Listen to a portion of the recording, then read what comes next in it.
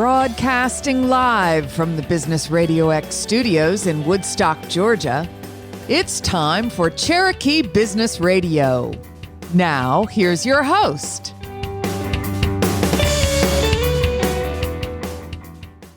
Welcome to another exciting and informative edition of Cherokee Business Radio. Stone Payton here with you this morning. And today's episode is brought to you in part by the Business RadioX Main Street Warriors program, defending capitalism, promoting small business, and supporting our local community. For more information, head on over to mainstreetwarriors.org.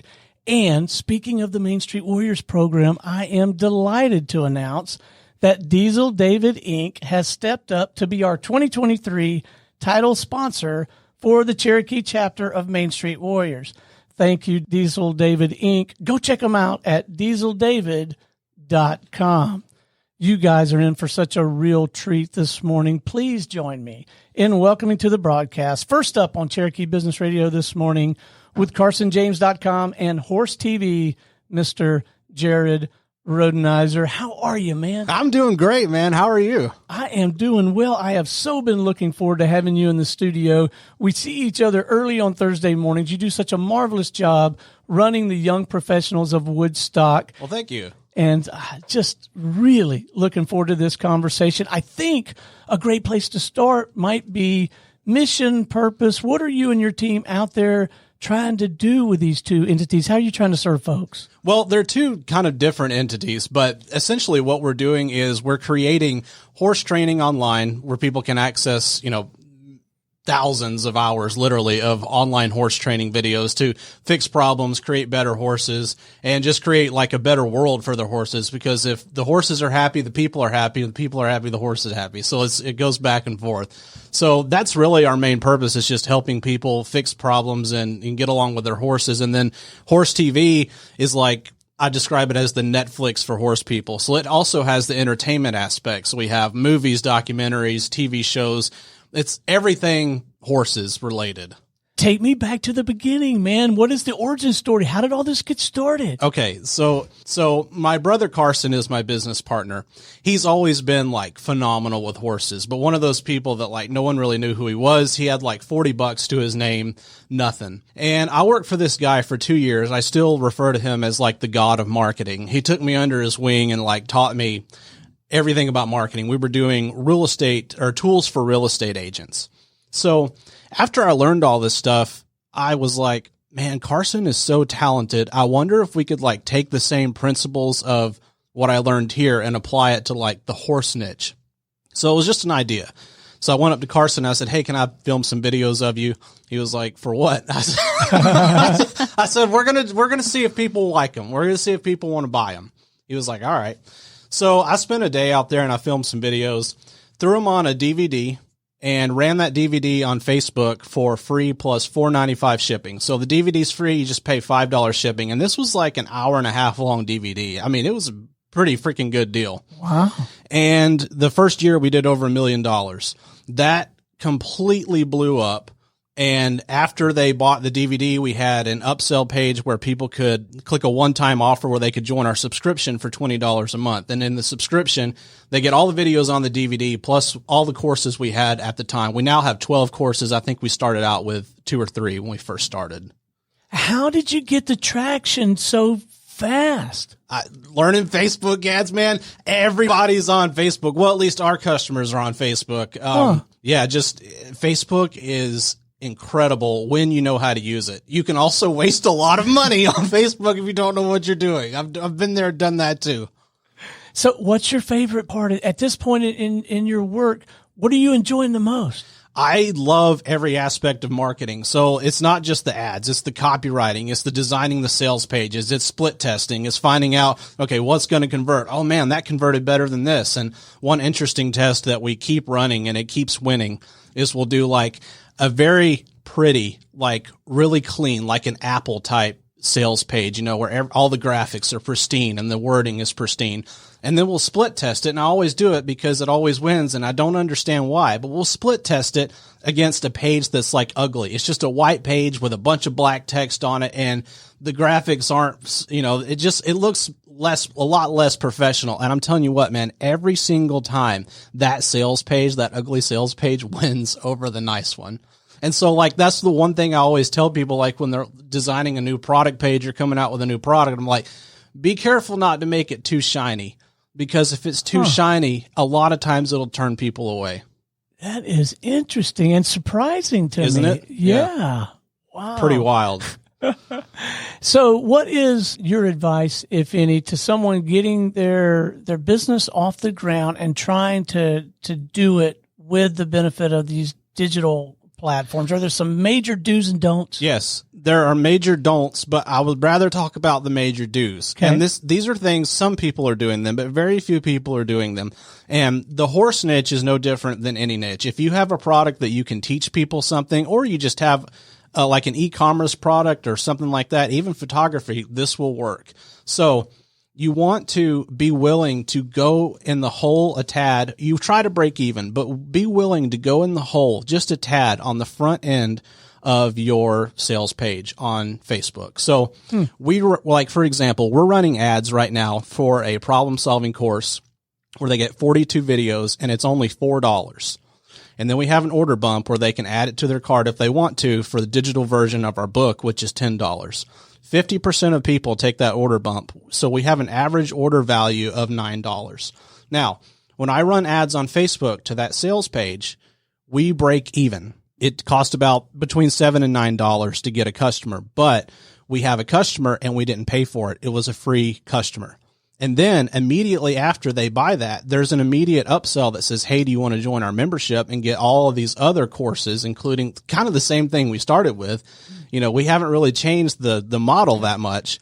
And we get a 30% upsell rate on that. So not only are we getting free leads, building our email list for free because we're breaking even, we're also gaining members by doing that. $20 a month subscribers. And that is recurring revenue that comes in every single month.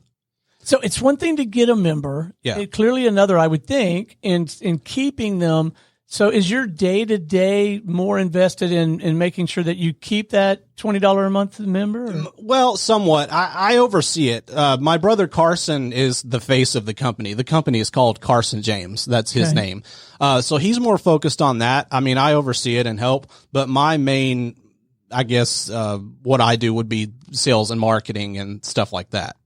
Making sure everything works and nothing breaks. And at the same time, as I understand it, you are a real cowboy. You have been a real cowboy. Yes? In the past. And some of it's still there, I reckon. But yeah, my parents grew up on a ranch, or I grew up on a ranch. My parents were actual, like, real cowboys, like you see on Yellowstone. Like, they went on the cattle drives, they lived in the tents and had the chuck wagons and everything. And so I lived in Montana till I was about, 5 or 7 years old. And yeah, we lived on a ranch. I mean, just in the bunkhouse, just like you see on TV. It was pretty wild.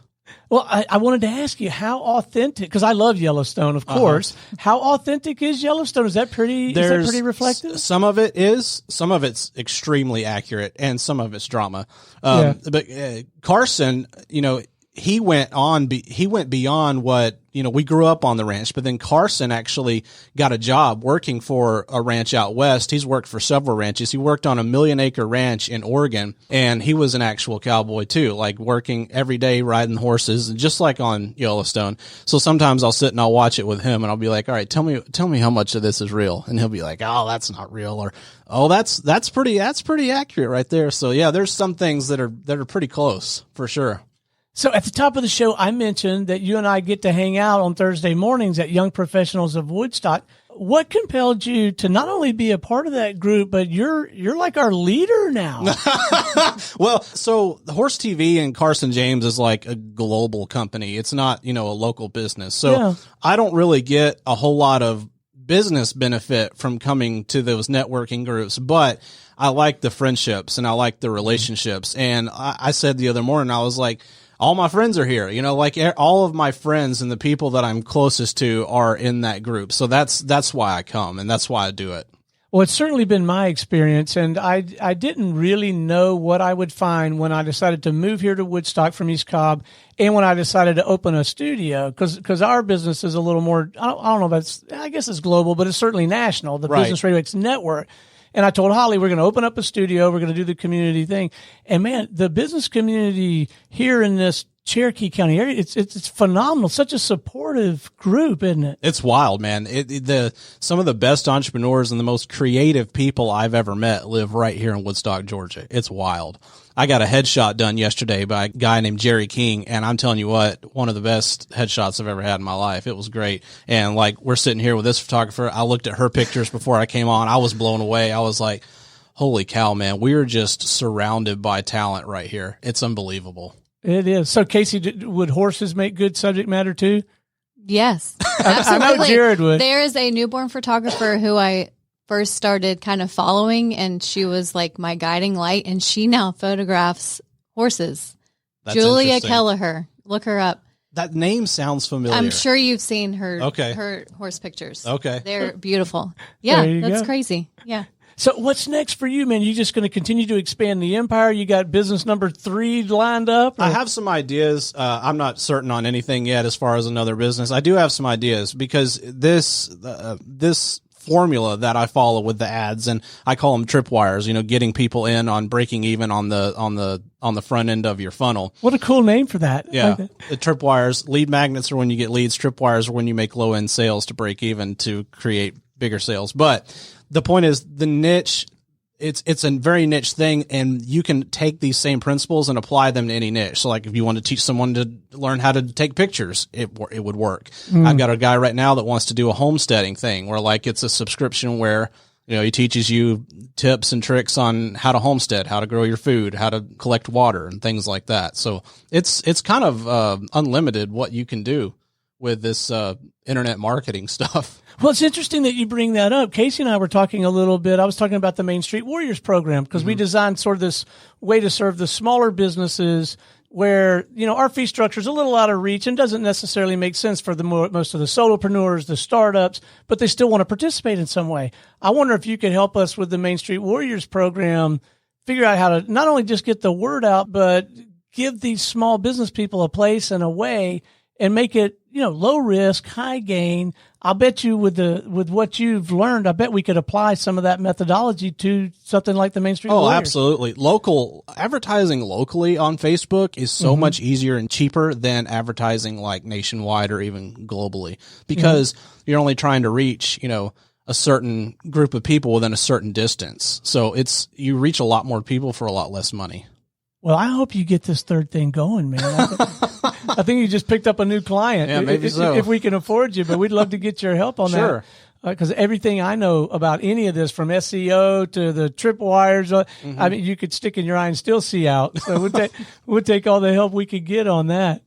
Absolutely. Sure, man. All right, going forward, what plans do you have for young professionals of Woodstock and on the community side of things? Young Professionals of Woodstock is exactly how I want it to be. Everyone loves it. I don't want to change it because people love it, and I don't want to. You shouldn't change something that people love so much. So Right. the plans are to just keep going. I mean, every now and then I'll try like something new. I'll kind of test it out, and if people like it, we'll stick with it. But like if it doesn't get a huge response, then usually I just go back to how we've always done it. So tell the folks about the format. I could do it, but I think you'll do a much better job. And it is so different from any other networky kind of thing I've ever been a part of.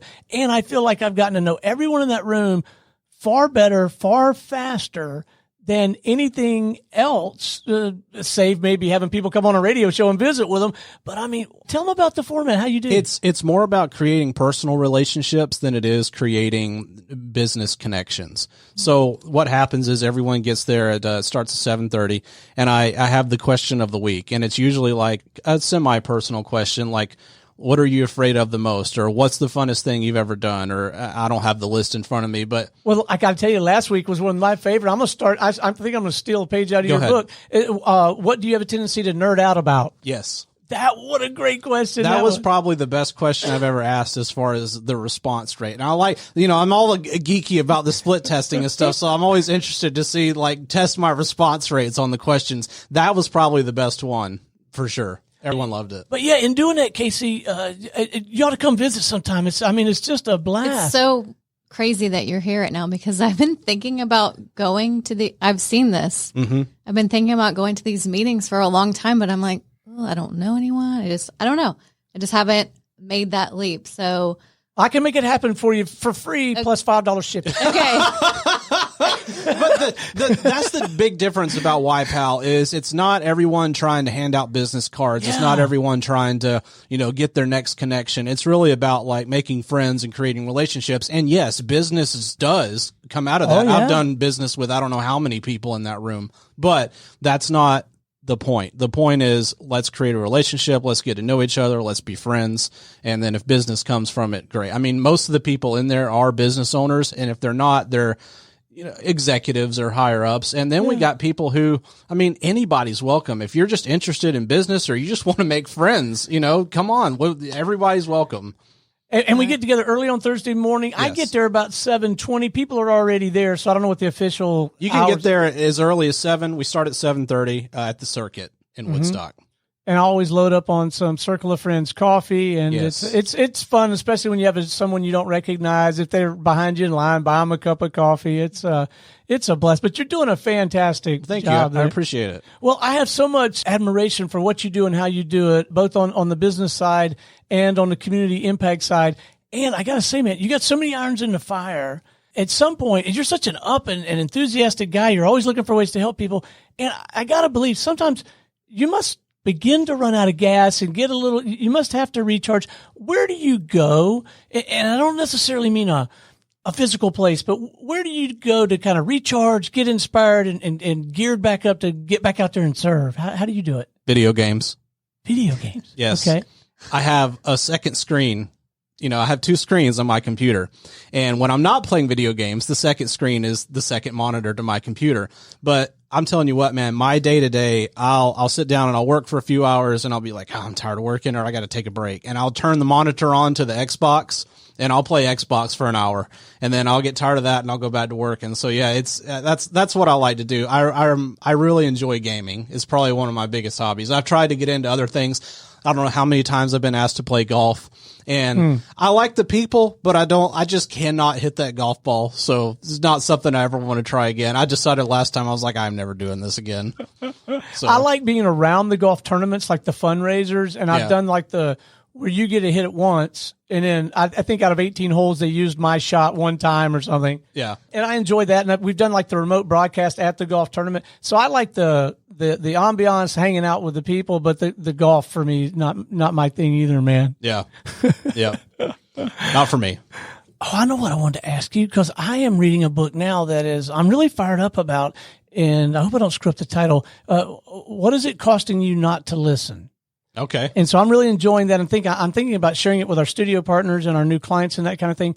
But I'm curious, what's on your nightstand, man? What are you reading these days? Okay. So there are a few key authors. If anyone's interested in learning about tripwires and lead magnets and this type of marketing, Dan Kennedy, any book by Dan Kennedy, Frank Kern, Ryan Dice, or Russell Brunson. Any books by those guys will steer you down the right path. And those are the gods in this niche. I'm so glad I asked, man. I got a list for the next 3 months. Yes. That's fantastic. Any book. So when you go about reading a book like that for your business, do you have a methodology? Do you just dive in? Do you paint it and highlight? What do you do? I just kind of dive in. I skim most of it. I'm not a type. I have severe ADHD, so I don't sit down and read a full book. But I'll skim through and if I've already feel like I understand something, I might skip a few pages and then, I just skim through but everything I read, I always pick up, and even if it's something that I've already learned or something I've already kind of looked into, it reignites it. And it's yeah, I should be doing that. And it just reminds me, oh yeah, I'm not doing that right now. I need to be doing that. So that's probably the most helpful thing is just being reminded of, all the things because with this marketing thing, there's so many roads you can go down. There's so many paths that cross. It's impossible to do it all. But you want to find like, the top 5 and stick with it for sure. So on the other side of the coin, is there a book in you? You ever thought about writing a book? I thought about it, but I'm not convinced yet. We'll see. No? I might wait a little bit longer and see what happens. It might get more interesting. Well, it's how I got in this business. I self-published a book a long, long time ago when I had black hair. Yeah. I met my business partner, Lee Cantor, and he showed me what we were doing, and we were off and running. I'll tell you a reason to think about, seriously consider doing it, particularly if you do decide to go down that path of your third business. I found in writing the book, and it did have some success, but even if all the copies would have stayed in Mom's garage, one of the benefits that came out of that was it really helped me solidify, crystallize my own thinking and be able to articulate that much more effectively what I thought I had learned about the topics that I was trying to consult in. Yeah, that's a great point. Yeah. So, do that book, man. Okay. And if you don't want to sit down in front of a blank page, come in here and we'll just talk it. And then we'll transcribe it. There you go. Yeah. That's funny you mentioned that. We do have a book. It's called Tales of Horsemanship on Amazon that Carson is not a writer, and he can't spell very well. He's a great horseman, but Carson grammar is not his thing. So that's how we wrote the book. Carson transcribed all of the chapters in the book, and then we sent them to rev.com and had them transcribed. Well, there you go. Yeah, but then, we had to severely clean it up. But that's how we wrote the whole book, was audio transcription. So does he look or at least act a little bit like Rip or one of those characters on Yellowstone? No, man, Carson's the most nicest, helpful guy you'll ever meet in your life. There's not a taste of a-hole in him whatsoever. And he's out west. Yeah. Or he used to go out west in the summers. He lives in Florida right now. He has a house in Florida, and that's where he lives. Very cool. Yeah. Well, shout out to Carson. Thanks, man. I'll send it to him so he can have a listen.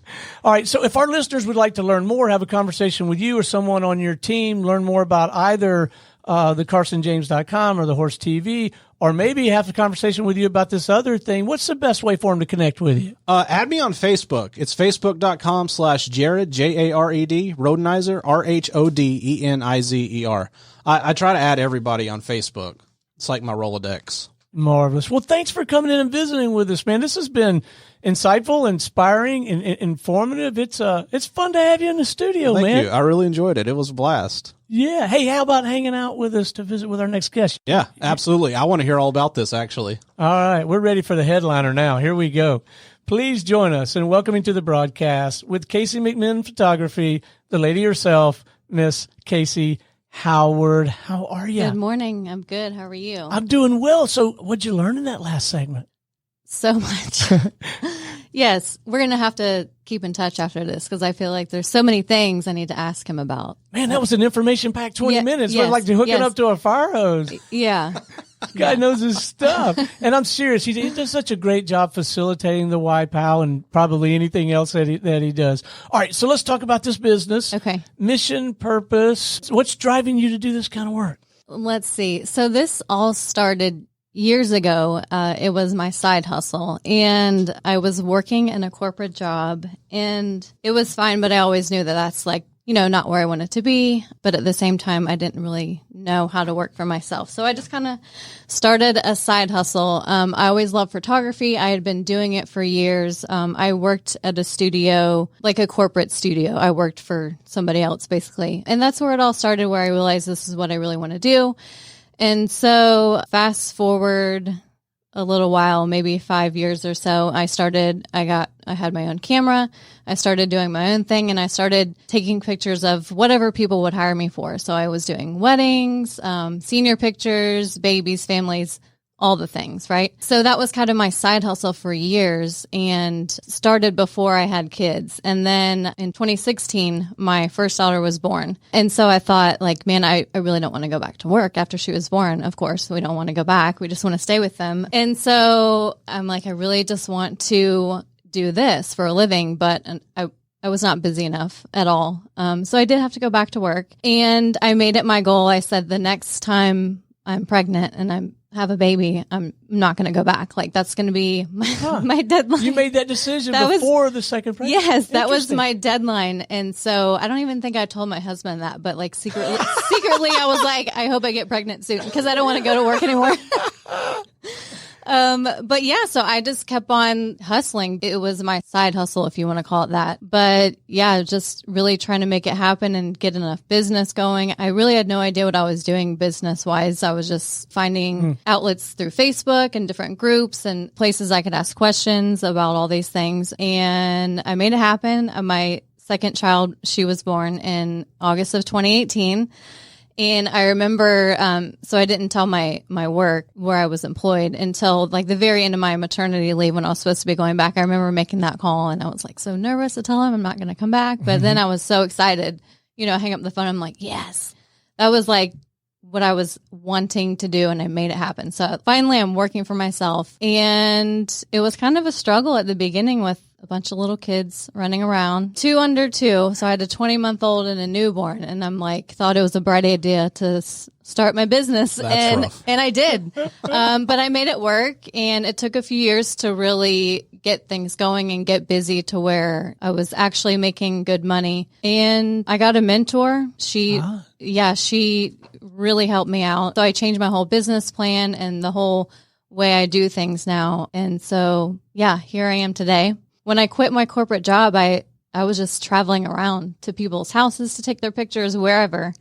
And then I decided this is horrible. Like packing up all this stuff in my car, to go take pictures of these babies at these people's houses. It was just too much. Then I decided I'm going to have my studio in my house. And that was really not a smart idea with 2 small children, because then you have to clean up your entire house before people come over to take pictures in your home studio. And then I eventually did get my own studio space about 2.5 years ago. It's over in East Cobb, Johnson's Ferry and Russell Road. So it's a really good spot. It's been a whole whirlwind, but it's been awesome. So have you found yourself during that time, have you gravitated to a certain type of photography, a niche, a certain constituency or two that you're trying to serve? Yes. So over the past 6 years, I first started photographing anything under the sun. And then I started gravitating towards families and babies. And then recently, the past 2.5 years since I've had my studio space, it's been maternity and newborns. And also 1 year milestone cake smash pictures, because the newborns, cake smash. I love it. The newborns that come in, they want for ours. It was fun. Yeah. So the newborns come in, but then the year later, the parents want to bring them back for the first birthdays. So that's kind of been like something that's been added in. But yes, maternity, newborns, and first birthday. When's the best time? When do you do the maternity pictures? Early on, or like when she's about to pop, or how's that? Well, no, I tell them not to wait that long, because you don't want to be super uncomfortable. You want to be like 30 to 36 weeks when you have a nice baby bump, right? But you're not super, super uncomfortable and exhausted, because the end of pregnancy, I know you guys don't know, but it's horrible. It's a lot. So 30, 36 Well, we get our own version of horror. I'm vaguely familiar with it. It's rough. So 30 to 36 weeks is a good time to get your pictures taken. 30, 36 weeks. All right. So how about the baby? When is it time to take pictures I always of the say baby? that babies should come in. Well, first of all, the parents are scheduling these things like well in advance. And then when the baby arrives, then they will schedule a time for them to come in. But it's 5 to 20 days is the good, like the sweet spot to photograph the baby. So usually like 2.5 weeks is perfect for little newborns to come in, because then, you've had the baby, you've had time to go home from the hospital, have a week to adjust with having a new baby, and then come to the studio and we'll take your pictures. So yeah, 5 to 20 days, I say. You mentioned a mentor earlier, a moment ago. Say more about that. So that was probably the best thing I've ever done for myself. I found her on Facebook and through a newborn photographers group, and she... Oh, let me just stop you there. Yes. A newborn photographers group. So your crowd is kind of along Jared's ethos, so a collaborative group of people. You're not fighting and clawing for that next piece. No, we're helping each other out. Wow. Yeah. Okay, go ahead. Say more. So she was the leader of the group who had created this newborn photographers group, and she had a mentor program that I thought about it for quite some time, and I kept seeing all these other people who had joined and had success, and I finally did it. And it changed my whole business model of what I'm doing now, is creating like a more high-end luxury experience. We provide everything really from start to finish. You're not having to do anything at all. So we have gowns for mom, clothing for parents, clothing for toddlers, of course, everything that the babies would need, professional hair and makeup for mom, and you name it. I mean, we have even beyond like the whole picture part of it, we have a changing table, diapers, wipes, lotions, bottle warmer, snacks, coffee for the parents, snacks for the kids. There's everything there. So yes. And then beyond all that, essentially how my whole model has changed is, well, the luxury part of it, like that, we're giving you everything that you need. So you're not having to worry or stress about anything, but we are also providing you with some very, very nice artwork that you're going to put up in your home for, the next 10, 15, 20 years. You're going to have some really nice wall art, on your walls. We offer a bunch of different products now.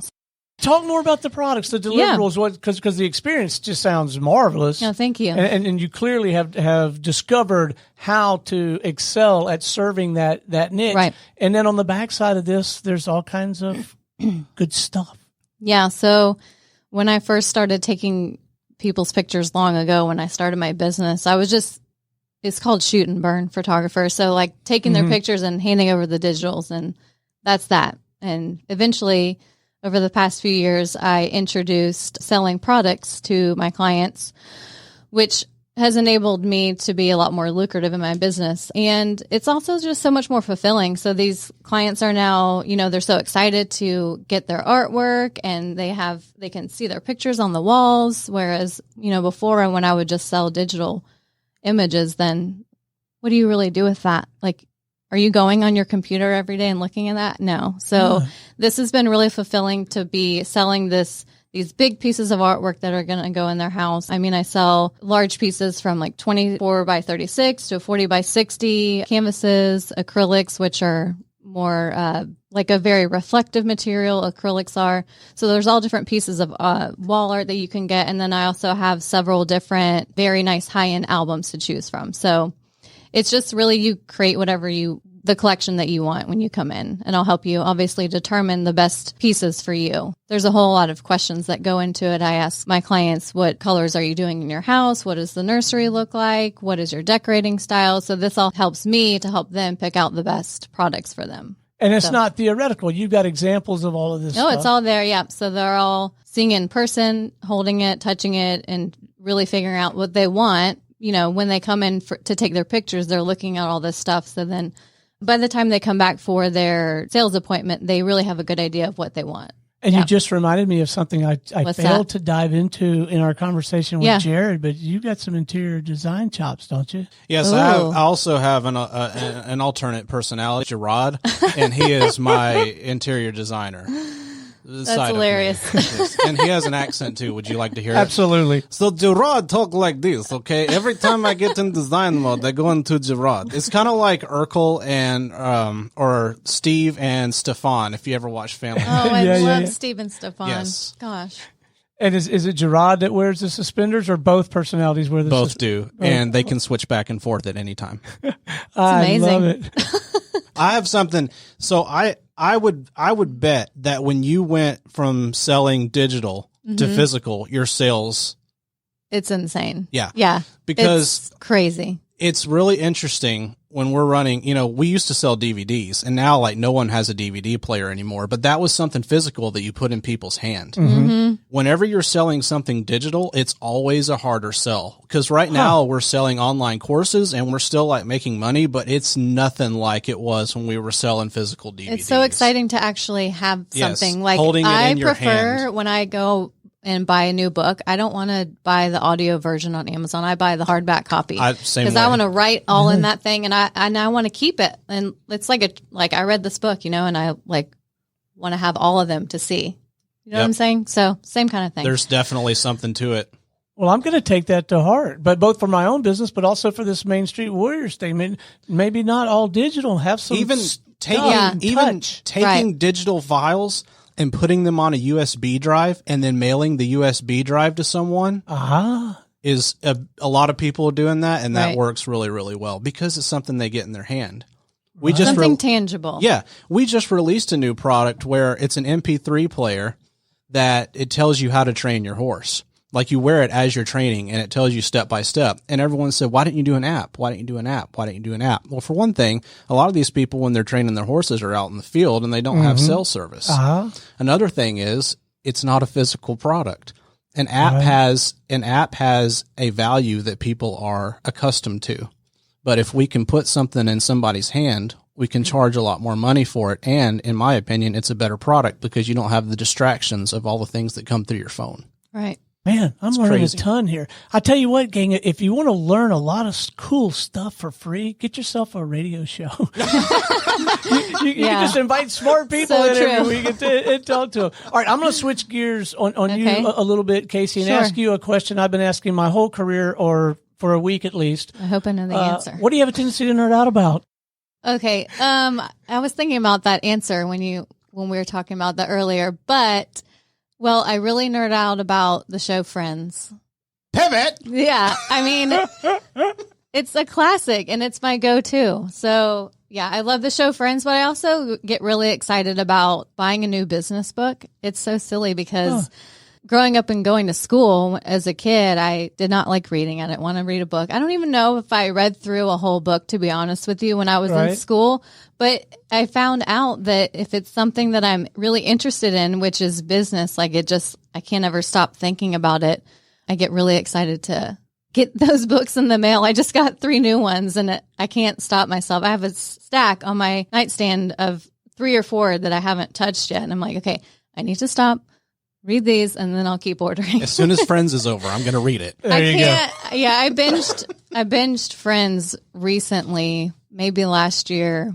I mean, I had seen it, obviously, growing up, but I'm like, I'm going to watch it from start to finish. And that was 3 months it was really fun, but I'm like, man, 3 months has gone by. Like, I need to get back to my regular programming of, like, focusing.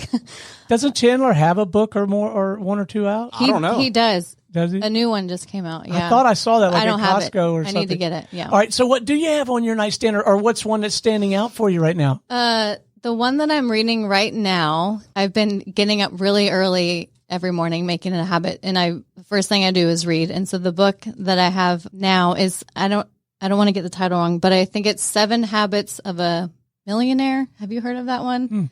So is it part of that 7 Habits family of books that came out from Covey? Or I think that I'm familiar with it, but I'm not 100% sure. That's the one. So it's really good. 7 Successful Habits of Highly Something People. Is that what you're talking about? Well, I think that was a core book, and I think maybe this was a derivative. I don't know. Yeah. Okay. Yeah. All right. I should look it up, but I'm That's not right. going to If you did get the title right, I can send them an invoice. So. There you go. 7 Habits of a Millionaire, I think is what it's called, but I might be missing something. It's good. So what's on the horizon? Where are you going to be investing your energy in the next 9, 18 months? Are you going to grow this thing, blow it out, build more studios? What are you going to do? I have so many thoughts on that, and I write down my goals every morning. A lot of them have to do with having a lot bigger studio with all the bells and whistles. I'm not going to bore you with all the vision that I see. Yeah. But a lot bigger space and a lot more employees, a whole team. Another thing besides the studio part of it that I would like to kind of branch off of in photography, which is wonderful that you're here today because I'm going to get in touch with you, is I want to do something where I've been thinking of maybe doing like a podcast subscription or write some ebooks. I have some ideas for that. Things that I can sell on my website that are just going to, constantly be making me money. You write it one time and then you sell it, right? I call that pillow money. I want money while you sleep. I need pillow money because I haven't done any of that yet. So that's what I'm working on this year is creating all that content, which seems like a lot right now, but at the end of this year, I'll be really excited about it. So. Well, good. Yeah, you're right. We got to get right guy in the room to help you get it's weird going down the right path. Yeah, these things work out. So, all right. What's the best way for our listeners to get in touch with you, have a conversation, book some session, whatever you think is appropriate, website, LinkedIn, that kind of thing? My website, CaseyMcMinnPhotography.com. And then my Instagram, everything is that. Casey McMinn Photography on Instagram, Facebook, you name it. I'm on LinkedIn, but I kind of forget about it sometimes, so probably don't go there. My website. Well, it has been an absolute delight having you on the show. Thanks you for coming in and visiting Thanks us. And for don't having be me. a stranger. Yeah, come on back. It might be fun sometime to have you, and maybe the same with Jared. I know his businesses are more global at the moment, but it might be fun to have a delighted client or someone you're teaming up with, or Right. maybe a favorite cause. Okay. Come in here and we'll spotlight their cause or business, but also talk about the collaboration, That sounds good to me. the work together. Yeah, you up for that? For sure. Yeah. All right. We'll make it happen. Well, thank you. Thank you both. This has been a marvelous way to invest a Tuesday morning. I really enjoyed Thank it. Thank you. you. All right. Until next time, this is Stone Payton for our guest today, Jared Rhodenizer and Casey Howard, and everyone here at the Business Radio X family saying we'll see you next time on Cherokee Business Radio.